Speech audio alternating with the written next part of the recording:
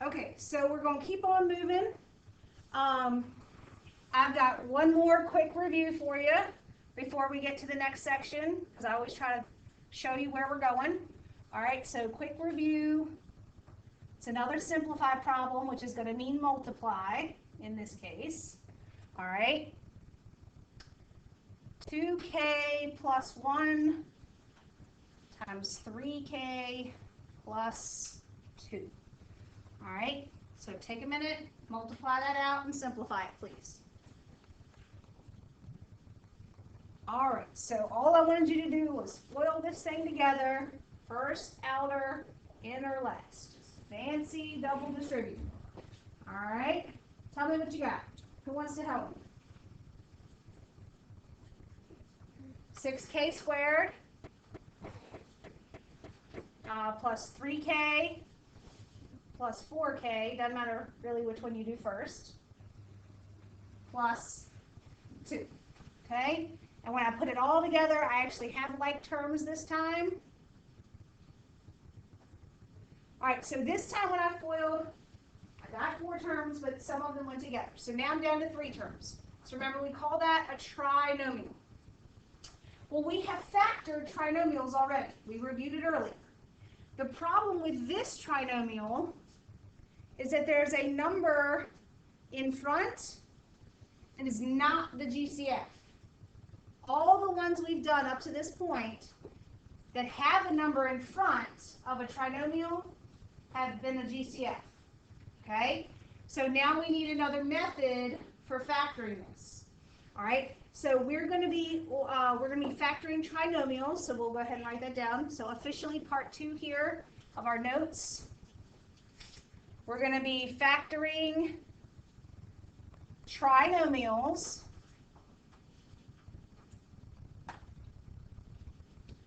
in the form ax squared plus bx plus c.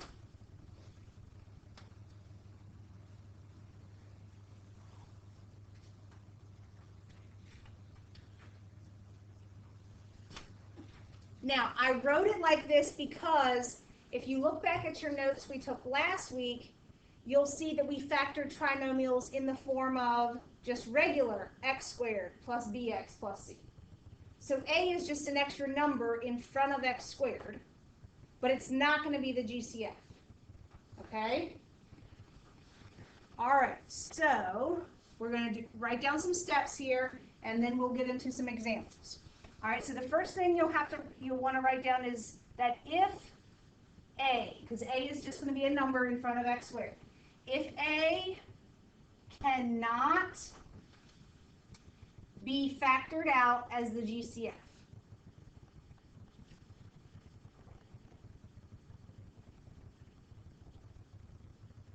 okay, we can use a method, we'll just say we can use the AC method. Let's say it that way, for shorten it down. We can use the AC method. Okay? We can use the AC method. And then we're going to go through the steps of that.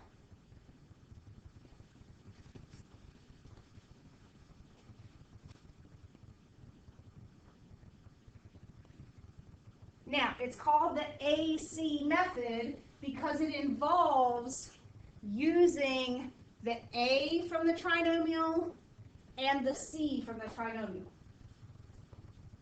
That's how it gets its name. Okay?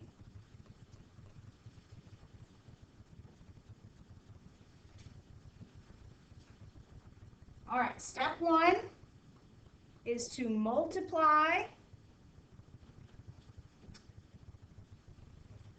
the A times C values, or value. Multiply the A value times the C value.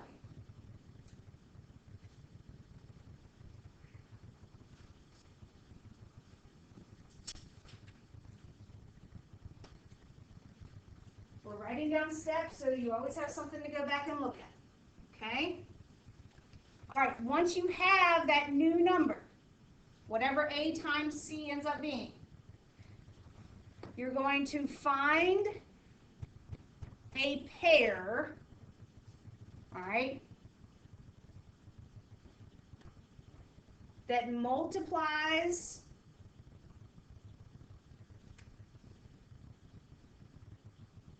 to be your AC value, whatever you got when you did A times C, and adds to be B.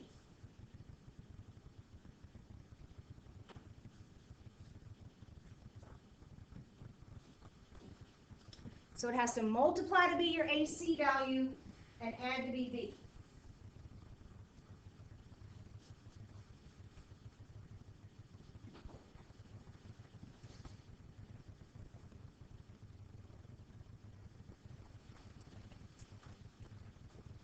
All right, then you're going to use your pair to rewrite the trinomial as a quadrinomial. What did we say that was? What's a quadrinomial? We talked about that earlier. How many terms does it have? 4. So we're going to rewrite our trinomial with 4 terms instead of 3. Okay? And then once you have 4 terms, you're going to factor by grouping. So that's why we had to go over factor by grouping.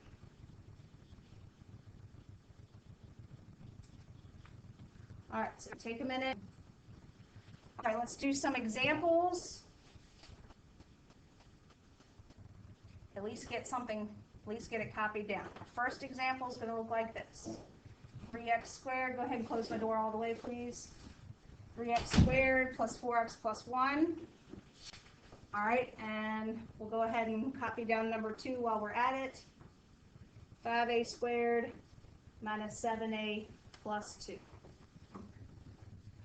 Okay, so I want us to try to go through our steps, and hopefully the steps will make more sense now that you have a problem to look at. All right, but the first step says to multiply, well, you should always look for the GCF first, right? That's always a thing, all right? But we have this number in front, we have a 3 in front, and it's not the GCF, okay? And so that's because there's 3 terms, and the 3 is not the GCF. That's how we know we need to try this method, okay? And so it's called the AC method because you're going to take the A number times the C number, okay? And I usually write it off to the side so I don't forget it. All right, so the A number times the C number. That's step 1. Now, when we do normal trinomials, remember you have to find a pair that multiplies to be the third number and adds to be the middle number. Well, now we have to find a pair that multiplies to be our new value over here and adds to be our middle number. So I need something that multiplies to be 3 and adds to be 4. Multiplies to be positive 3 and adds to be positive 4. What's our pair? 1 and 3, okay, right? Positive 1 and positive 3. But instead of going straight to double parentheses, we're going to take those 2 numbers and turn this trinomial, this 3-term problem, into 4 terms, okay? So the first term is going to stay exactly the same, and the last term is going to stay exactly the same. But that middle term is the one that's going to turn into 2 more terms, okay? And the 2 terms are going to be based off of my pair. All right, so one of them needs to be a plus 1, but I have to put an x with it because that's what the other middle term was. And the other one's going to be a plus 3, but I have to put an x with that. All right, so I've gone from 3 terms to 4 terms. The last step is to factor by grouping, which we just learned how to do. So you're going to split it in half and factor by grouping. Take a second and do that, please. Okay, so let's remember what I mean when I say factor by grouping. Split it down the middle. What's the GCF on the first two? On the first half?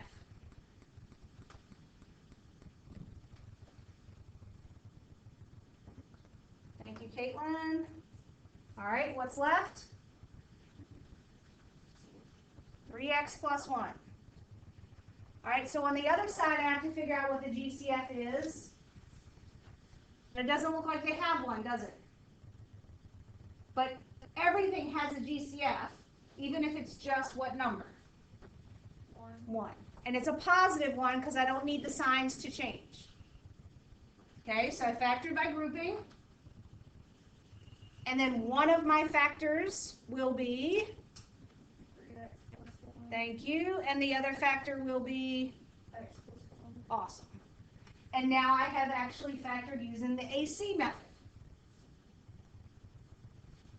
So the whole idea is that you find the pair that multiplies to be your new value and adds to be your middle value. Turn it into grouping and then factor by grouping. Okay? So in number 2, what is the A times C value? 10. So I need a pair that multiplies to be positive 10, but then adds up to be negative 7. Good. Negative 5 and negative 2. And I'm going to then take those two numbers I just wrote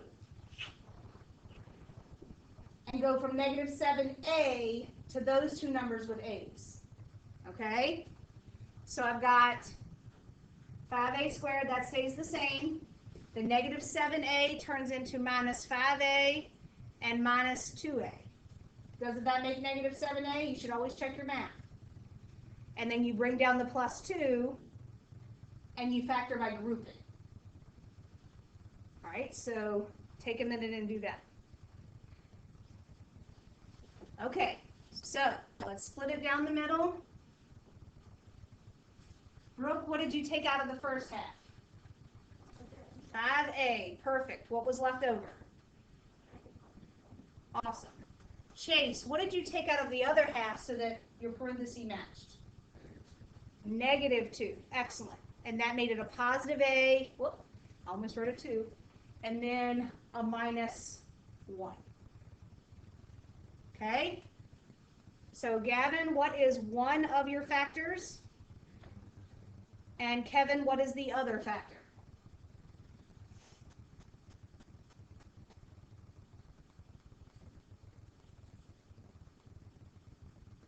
So remember, the parentheses that match are one of the factors. And then these two pieces squeezed together. 5a minus 2 is the other factor. Okay? And you can always check your work by doing what? Foiling it back together. Okay? You think you got the hang of it? Okay. So let me give you, we'll do 2 more. I have 6 more on my paper, but we'll do 2 more. All right, so number 3. 2x squared plus 5x plus 12. Let's try that one. Think about that one for a minute. What's wrong with it? It doesn't work. All right, because the a times c gives me what? What's 2 times 12? 24. And there's a lot of pairs that would give you 24. Let's see. There's lots of pairs that will give you 24, but do any of them add? Well, it's always add, I guess, so I don't need to write that. Do any of them add to be positive 5 if they have to be the same sign? They both have to be positive, and they have to add to be 5. No. None of those pairs work. So, what do we write? Prime. Very good. Okay? So it is possible that these are prime, just like the other ones. Okay, now I am going to bump it up a notch. All right? Because you should always be looking for The GCF. You should always be looking for the GCF. So I try not to give you those in the very beginning, but once we've done a couple, you should always start looking for the GCF first. So I'm not talking about the GCF from factor by grouping. I'm talking about the GCF in the beginning.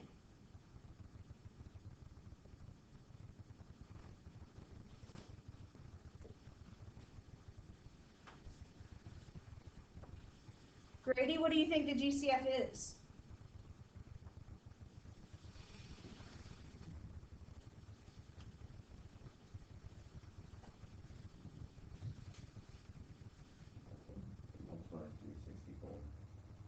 Right, but you got to look for a GCF first, in the very beginning. Careful, there's a 2 at the end, so it's 2. Okay, so you do, please don't forget that from now on, you should start looking for that GCF right from the beginning. The good thing about that is that it does make our numbers smaller to work with, all right? But because there's still a number in front of that x squared, I am still going to have to do the AC method, okay? Where's that 2 going to end up that I took out? Where's that 2 going to end up? In my final answer, okay? So just understand that eventually you're going to have 2 times and then some stuff in parentheses, okay? So take a minute and try the AC method with the trinomial that's left. All right, so we need to be real careful here, all right, that we're not trying to go straight to our double parentheses. I skipped space on purpose. You got to go back and fill in the work, okay? So remember, when there's still a number in front of x squared, we've already taken out the GCF, but there's still a number in front of x squared, we have to do that AC method, okay? So we're going to do 16 times 1, which is positive 16, but we need a pair that adds up to be negative 8. What pair multiplies to be 16, positive 16, but adds to be negative 8?